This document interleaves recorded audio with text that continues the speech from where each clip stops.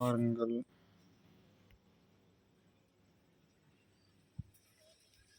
இரவு நேரம்.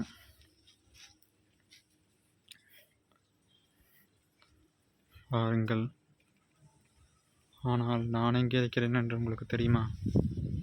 இதோ இங்கேதான். பாருங்கள் என்னை. இரவில் நான்